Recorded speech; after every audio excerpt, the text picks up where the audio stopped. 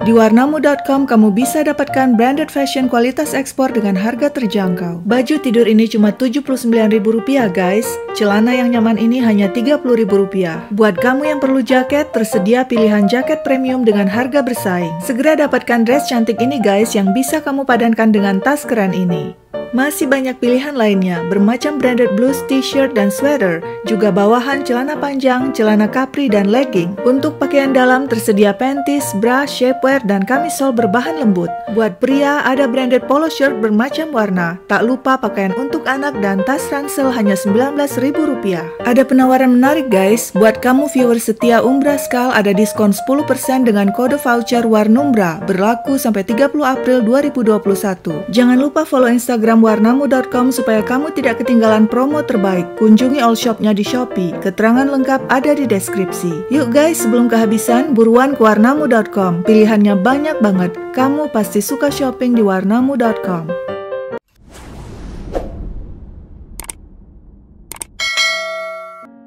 Keluarga Ningrat Raden Kajat Kartodarmojo dan Sukini Martinjung tentu tidak pernah berpikir suatu saat putri mereka Nurnaningsih akan membuat heboh jagat perfilman Nusantara. Nurnaningsih lahir di Wonokromo, Surabaya.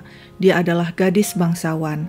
Hal ini dibuktikan lewat sertifikat kerajaan yang dimiliki keluarganya. Ayahnya keturunan Raja Yogyakarta, sedangkan ibunya keturunan Raja Solo. Sebagai anak perempuan tertua di keluarganya, orang tuanya berharap saat usianya cukup Nurna segera menikah. Sebenarnya Nurna enggan sebab dia ingin bebas, tapi demi menghormati keinginan orang tua dan meringankan beban ayahnya, dia pun menurut. Nurna sempat berpuasa tak makan ikan dan garam selama 100 hari hingga ada pria yang datang melamarnya. Di hari ke-90 berpuasa, terjadi kejutan. Seorang pria datang melamarnya, Nurna pun menikah. Tapi Nurna tak suka sebab suaminya menginginkan dia sepenuhnya jadi ibu rumah tangga. Jiwa seni Nurna terkungkung. Dia ingin bebas dan melakukan kegiatan seni. Berbeda dengan perempuan pada masanya yang mayoritas gentar bercerai, Nurna berani bercerai meski baru 2 bulan menikah. Bakat seni Nurnaningsih memang sudah terlihat sejak muda.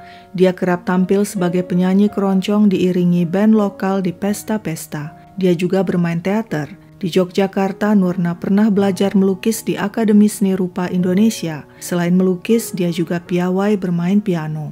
Di Jogjalah, Nurna menikah lagi.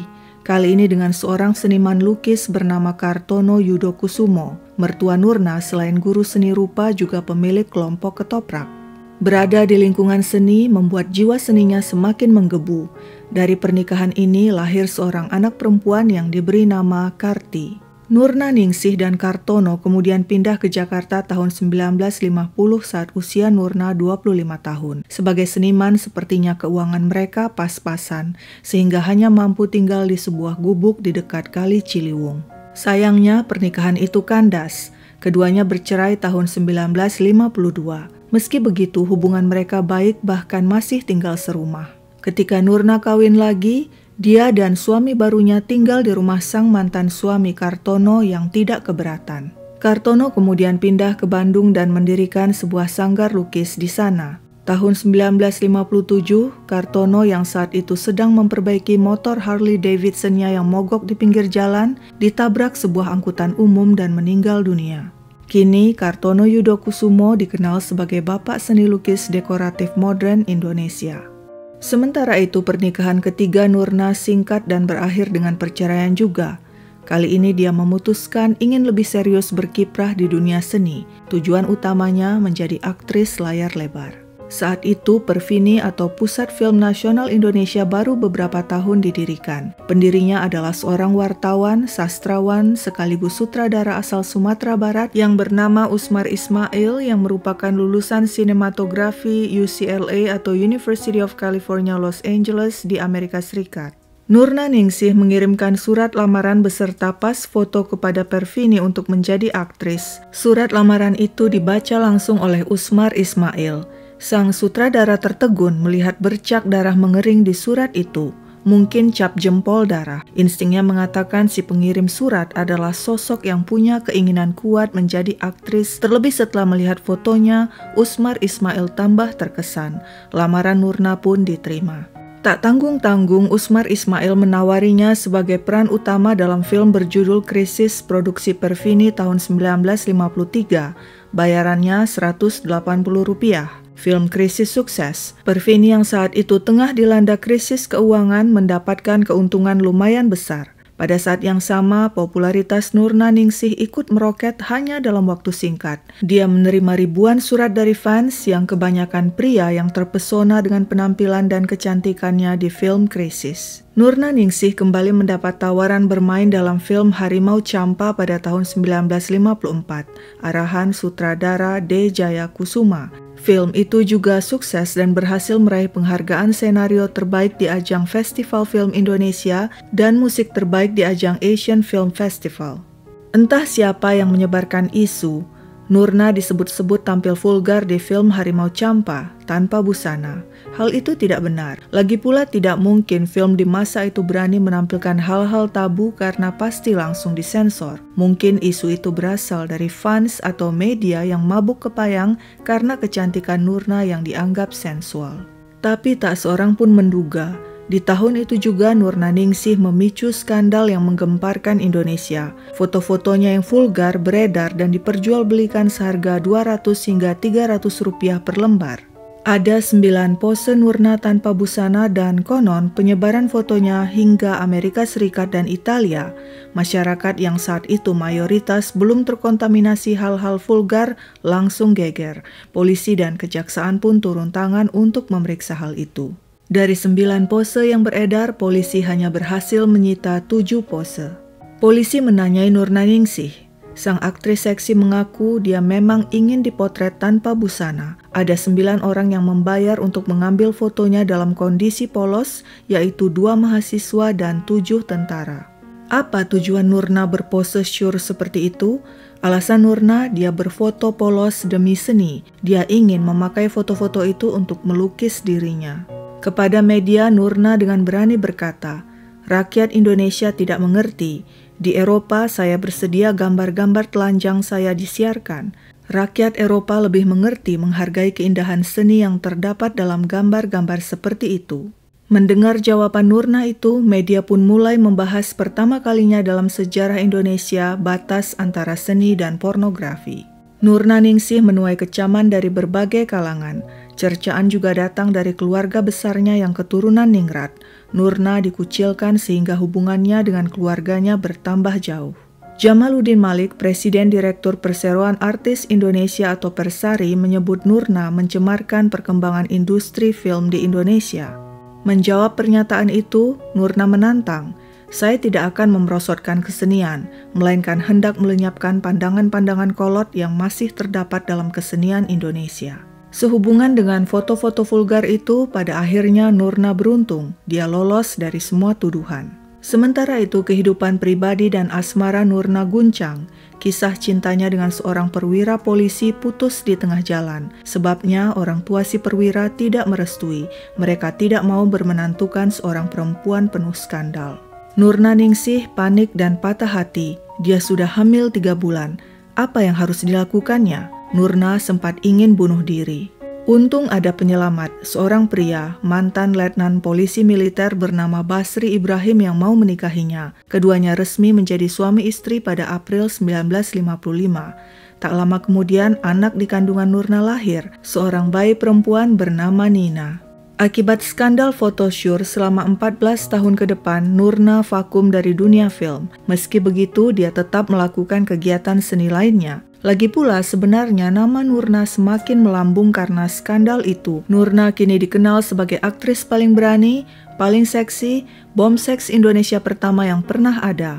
Fansnya yang mayoritas pria tergila-gila padanya. Hal ini terbukti pada November 1955 saat Nurna berkunjung ke Medan untuk tampil dalam sebuah pertunjukan teater. Ribuan orang berdesak-desakan ingin melihatnya di Bandara Polonia Medan. Bandara jadi lautan manusia hingga kaca restoran bandara hancur lebur sebab massa berlarian dan berdesakan ingin melihat langsung si seksi Nurna Ningsih. Pernikahan Nurna dan Basir Ibrahim berlangsung singkat hanya 1 tahun. Setelah itu Nurna menikah lagi dengan Yan Karel yang merupakan suaminya terakhir. Namun pernikahan itu pun tak bertahan lama. Dari Jan Karel, Nurna memperoleh anak laki-laki. Total dari 5 suami, Nurna mendapatkan 4 anak, yaitu 2 perempuan dan 2 laki-laki.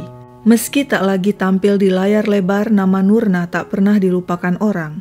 Seorang pemilik grup sandiwara keliling yang bernama Nazar Dolar membuat lakon berjudul Nurna Ningsih Gila. Inti cerita lakon itu adalah perempuan yang terkenal dan kaya yang akhirnya jatuh miskin dan jadi gila. Lakon Nurna Ningsih Gila sukses dipentaskan keliling Indonesia dan sempat mengundang desas-desus adanya hubungan asmara antara Nazar Dolar dan Nurna Ningsih yang dibantah Nurna mentah-mentah. Pada akhirnya, akibat lama tidak muncul di layar lebar, pamor Nurna Ningsih mulai redup. Hidupnya tak stabil.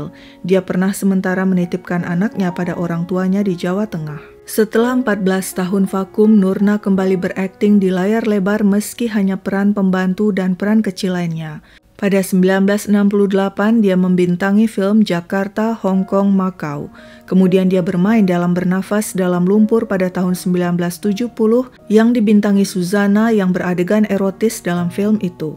Dalam film berjudul Noda Tak Berampun pada tahun 1970, Nurna berperan sebagai Tante Girang dan tampil beradegan mesra. Dengan honor main film yang tak seberapa, Nurna sering berpindah tempat tinggal. Tahun 1971, dia tinggal di markas rombongan musik keroncong Harapan Masa di Tebet, Jakarta. Pekerjaan apa saja dilakoni Nurna untuk memenuhi kebutuhan hidup, termasuk jadi penyanyi untuk rombongan musik keroncong Harapan Masa, membuka usaha jahitan kecil-kecilan, dan mengajar bahasa Inggris untuk anak-anak.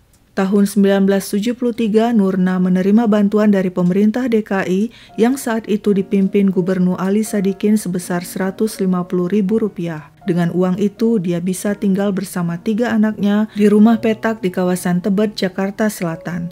Anak sulungnya saat itu sudah menikah dan tinggal di Semarang. Pada 1976, Nurna luntang-lantung lagi, tak punya rumah. Dia berpindah-pindah menumpang dari rumah kenalan yang satu ke kenalan yang lain. Nurna terus bermain film sebagai peran pembantu dan figuran hingga tahun 1980-an.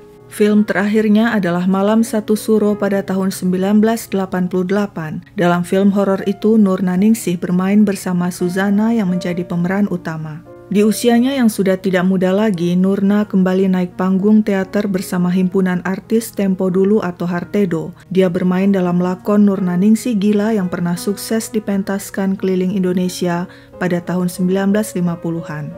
Pertunjukan yang berlangsung di Pasar Seni Ancol pada September 1980 itu menuai sukses. Hartedo juga membentuk kesebelasan sepak bola dengan Nurna Ningsih sebagai kiper untuk mendongkrak penjualan tiket. Selain pernah ikut bermain di sebuah sirkus, Nurna Ningsih juga pernah naik panggung bersama Sri Mulat. Semua pekerjaan dia lakoni. Meski suka melukis, sayangnya karya lukis Nurna tidak menghasilkan uang. Lukisan itu dibuat hanya sekadar menyalurkan hobi dan diberikan kepada teman-temannya. Anaknya pernah mengatakan bahwa meski ibunya memiliki banyak bakat dan kemampuan, sayangnya tidak bisa menghasilkan uang yang cukup sampai anak-anaknya terlantar. Meski begitu, sang anak bangga pada kegigihan ibunya. Di masa sepuhnya, Nurna yang menderita diabetes dan lumpuh dirawat oleh anaknya, Nina, di rumah Nina yang sederhana di kawasan Tebet, Jakarta Selatan.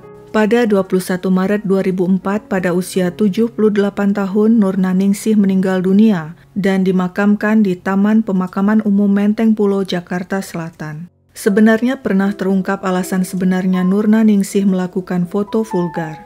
Ketika majalah Tempo tahun 1971 dalam sebuah wawancara menanyakan lagi padanya mengapa dulu dia mau berpose syur, Nurna menjawab, "Waktu itu saya ingin semua mulut laki-laki menyebut nama saya seperti menyebut nama MM. MM maksudnya adalah Marilyn Monroe." Sekian dulu ceritaku, sampai jumpa di cerita lain.